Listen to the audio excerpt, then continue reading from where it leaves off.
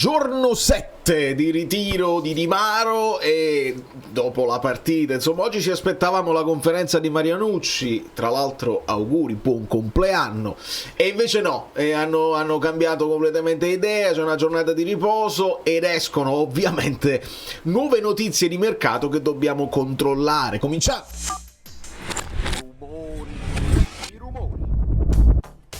Eh sì, diamo il benvenuto a JHD988 e sono quasi 988 i nuovi che si sono iscritti, quindi benvenuti a tutti, molti ovviamente dopo la live di ieri, ci siamo nella live devono essere leggere le live, non ci dobbiamo formalizzare più di tanto.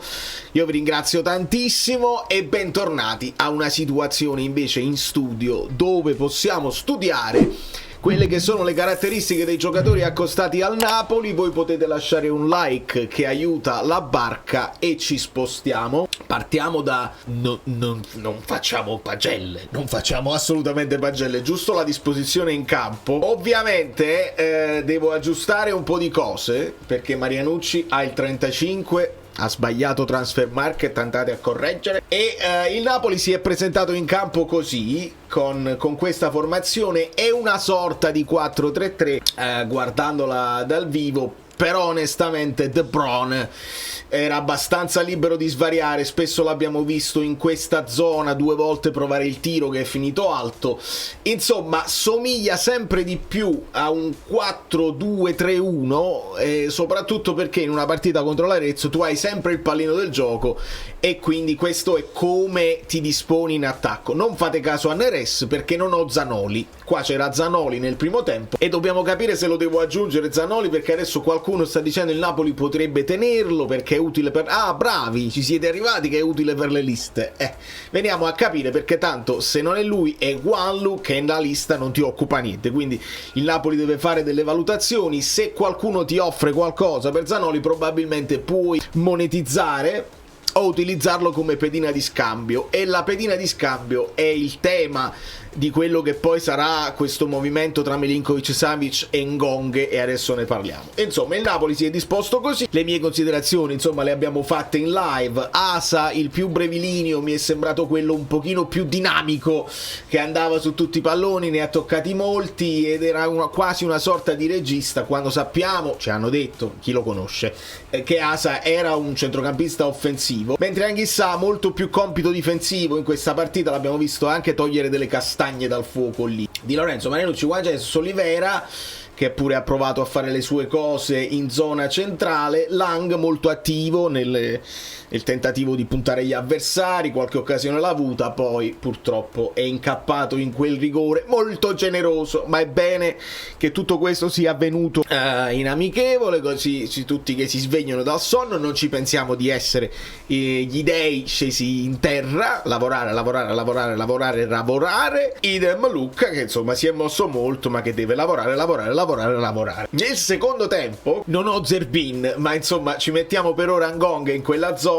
Zerbin ha giocato nella zona insomma di esterno alto a sinistra, con Raspadori a supporto di Lukaku, Lobotka, all'inizio Anghissà, poi è entrato Vergara con Neres qui. Neres il più attivo della squadra, ha preso un palo, molte occasioni, una sforbiciata, 2 parate dal portiere. Abbiamo cominciato a vedere Boukema, Spinazzola molto offensivo con questa situazione qua, e poi purtroppo Mazzocchi un infortunio vero e proprio. Non ho capito, più che il colpo di testa sbagliato, non ho capito perché lui stava indietro insieme a quello lasciandolo in gioco e tutto il resto della squadra stava in avanti. Comunque sono cose che possono capitare. Se vedete gente che si sta lamentando, sono completamente pazzi e folli. Esempi di tutte le amichevoli andate male che poi ti portano a grandissimi risultati dopo, o gli esempi di amichevoli andati benissimo e poi campionati che non sono andati bene, si sprecano, non c'è bisogno di farli. Certo è che con questa situazione tattica, ragazzi, poi non fate sembrare che vi stanno cascando i coglioni per terra,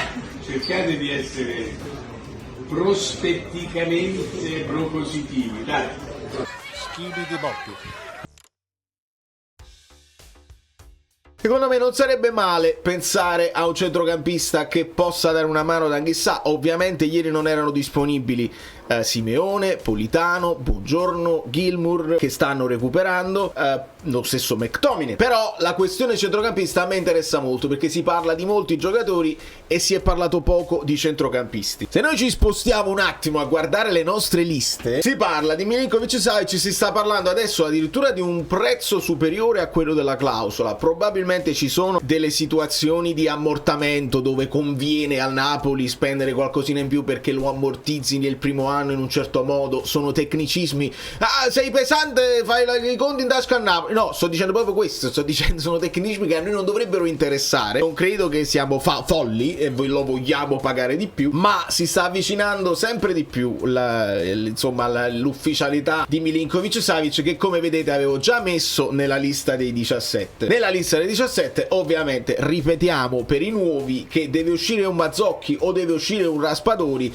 se vogliamo aggiungere una delle ali di cui si sta parlando o del centrocampista, perché ne potrebbero essere due. E allora la lista si sta rimpolpando di nuovi nomi. Se è vero che forse possiamo cominciare a depennare Suzuki e Falcone, ovviamente si arriva a Milinkovic-Savic, lo stesso Musa non se ne parla più, come Zegrova, lo stesso Frattesi, Ndoye. Ci fanno sapere le nuove tipo di offerte, quindi con un'offerta adesso per il prestito, poi con l'obbligo, poi più i bonus, insomma comunque si arriverebbe a ben oltre i 40 milioni. Lookman più Inter che Napoli, Chiesa se ne parla di meno, come Grealish, come Kubo. Si è parlato di questo Samuel Lino e ho cercato di spiegarmi il perché di questo inserimento e lo possiamo mettere in comparazione con il nuovo nome, che non è nuovissimo ma che adesso stanno insistendo di più, che è Miretti, che però vedete finisce nella zona degli under 23 perché non ti occuperebbe una lista, come ovviamente ricordiamo lo stesso Guan, lo stesso Yarmolyuk che è uscito una volta il 9, io l'ho lasciato là per le caratteristiche che ha. In uscita nuove offerte insomma dal PAOK per Shedira, Simeone sempre molti ammiratori come Ambrosino, come Foloruscio, si parla molto del Cagliari, e Ngonghe in zona Torino, anche lì si parla però di prestito di 1 milione e poi il diritto a 17. Un po' rischioso semplicemente perché io guardo quello che era la possibilità del Torino di riscattare Elmas intorno ai 15 milioni, un Elmas che aveva fatto anche bene dopo l'arrivo a gennaio a Torino e non lo hanno riscattato, quindi mi dà questa impressione che Cairo, anche io credo che fosse un prezzo buono per Elmas e non lo hanno voluto riscattare, quindi c'ho questa paura tutta mia che insomma glielo presti per 1 milione e poi ti ritorna tale e quale l'anno prossimo. Ti conviene per un altro anno di ammortamento sicuramente, però non sei sicuro che poi lo riesci a piazzare. Speriamo che faccia un buon campionato ovunque va, così come ti sono ritornati i vari Lindstrom e i vari Cajuste. Poi è uscito un nome, lo ha fatto Pedulla e noi ci fidiamo sia di Pedulla sia di tutti i suoi account, che è Kevin, centrocampista dello Shakhtar Donetsk. Prima di tutto, come vedete, 4 gennaio 2003, quindi non ti occupa una lista, ti occupa semplicemente uno degli extracomunitari probabilmente, ma andiamo a capire bene le sue caratteristiche perché io non ho proprio idea di chi sia. Prima di tutto dobbiamo vedere che qua lo mette in comparazione con i centrocampisti, non con le ali. Questa è la prima cosa importante, perché poi se vai a vedere grandi numeri sul tiro comparato ai midfielders, compared to che caccia, però non grandi numeri a livello di passaggio se lo fai in comparazione con gli altri centrocampisti, e anche a livello difensivo se la cava, se la cavicchia, in fase di possesso porta bene il pallone. Quindi queste sono più caratteristiche che la comparazione con i centrocampisti sono un pochino fuorvianti, perché se andiamo poi a vedere la mappa di calore di Kevin, che è il primo, vedete fa l'ala sinistra, quindi andrebbe messo in comparazione con le ali sinistre. Quindi questo Kevin è un nome che va più a sostituire Ndoye che non un centrocampista che possa affiancare Anguissa o che possa entrare nelle rotazioni insieme alle altre mezzali, insomma, perché la mappa di calore. Poi sono tutti possibilmente duttili e magari Conte lo prende, fai questo, e loro lo fanno e lo fanno bene. Però questo è come ha giocato l'anno scorso, e l'ho messo in comparazione con Samuel Lino, che come vedete anche lui esterno sinistro, che però tocca ancora di più la fase difensiva perché nell'Atletico Madrid è stato utilizzato come quinto, e ci ho aggiunto lo Zaccagni di cui ogni tanto si parla, uguale, e anche Miretti, perché Miretti, se chiedete a me, senza saper leggere né scrivere, ma Miretti dove ha giocato l'anno scorso nel Genoa, io vi rispondo sottopunta, o comunque due di quei trequartisti che accompagnano la punta, o comunque in un centrocampo ma offensivo. Non lo vedo un cagnaccio che può sostituire con le caratteristiche di Anghissà. Eppure se andiamo poi a vedere nella sua mappa di calore ci sono molti tocchi sulla sinistra, molti tocchi anche a centrocampo, ovviamente i calci d'angolo, insomma è stato un punto di riferimento per il Genoa, ma interessante se il prezzo è questo di cui si parla, cioè intorno ai 13-15 milioni, perché è un giocatore giovane già nel giro della nazionale, un giocatore che sicuramente è in fase di crescita, juventino fino al midollo, perché lo ha detto proprio in varie interviste, proprio dalla testa ai piedi, ma non ci interessa perché non dobbiamo essere provinciali, e che si sta ritagliando, nonostante la giovane età, dei momenti importanti in Serie A. Per Zaccagni è sempre la solita storia, qualcuno ci dice lui sarebbe pronto a venire, ma lo titolo può vendere se poi non lo può rimpiazzare. Siamo alle solite quando ci accostano giocatori della Lazio. Io devo ancora capire se loro possono almeno firmare giocatori a parametro zero. Vedi un Insigne, cioè loro magari possono monetizzare un po' con Zaccagni, ti prendi un Insigne a parametro zero e risolvi così, cominci a risolvere la questione della liquidità. Noi abbiamo le nostre cose che già sono difficili da capire con la nostra società, cercare di capire anche quelle di Lotito non mi sembra il caso. Affidiamoci a chi lo segue. Bevetevi un po' di chinotto che...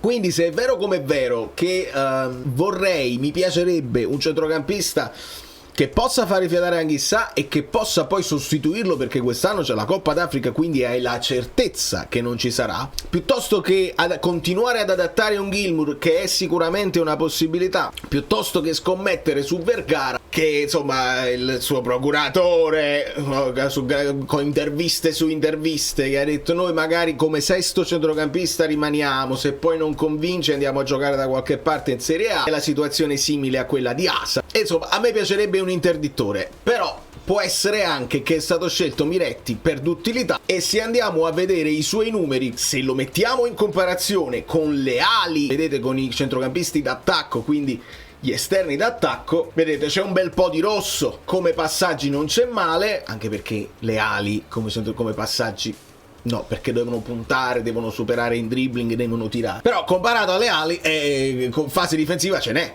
Vedete qua, quindi questo mi dà un pochino più di tranquillità. Se invece poi lo compariamo ai centrocampisti, rispetto a tutti gli altri centrocampisti, ovviamente le caratteristiche del tiro, lui che è portato a avvicinarsi alla porta, salgono, scendono moltissimo le percentuali sui passaggi, ovviamente, e sulla fase difensiva, insomma, bisognerebbe aggiungere qualche taco in più. Quindi bisogna capire che vuole fare il Napoli, cioè se ha individuato questo Miretti per d'utilità, cioè che è uno che puoi prendere e puoi far giocare sia tra i centrocampisti sia eventualmente anche sulla fascia e fare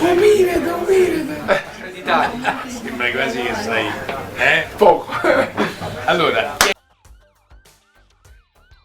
fare l'esterno atipico, perché come hitmap ci siamo, però dobbiamo capire se basta, se basta. Potrebbe essere un esterno un pochino più di contenimento, come potrebbe essere Samuelino, che ha questa possibilità di essere una sorta di Zuniga, perché comunque c'ha qualità di dribbling, è destro che gioca a sinistra e ha lavorato per abbassare il suo raggio d'azione. Mentre non so se avete visto che Juan Jesus sta postando le sue storie e adesso ci mette la musica di Lang sotto, che grande supporto per i giovani musicisti.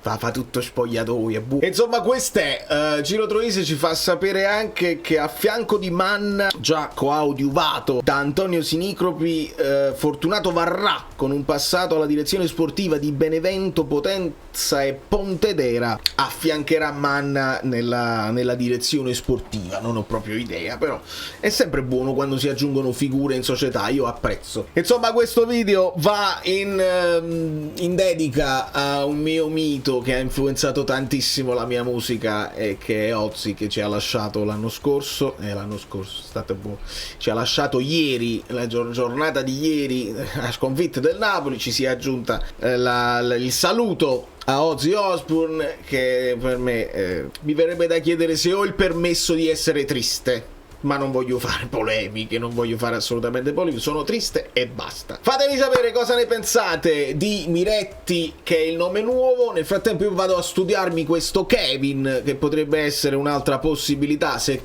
tirano troppo la corda su Ndoye. Io ho capito che uno lo vuole, ma vediamo anche di non esagerare. Da New York, Valerio Fluido è tutto, lasciate dei like finali e vediamo quando recuperiamo questa conferenza di Marianucci, che sono curioso, il ragazzo mi incuriosisce.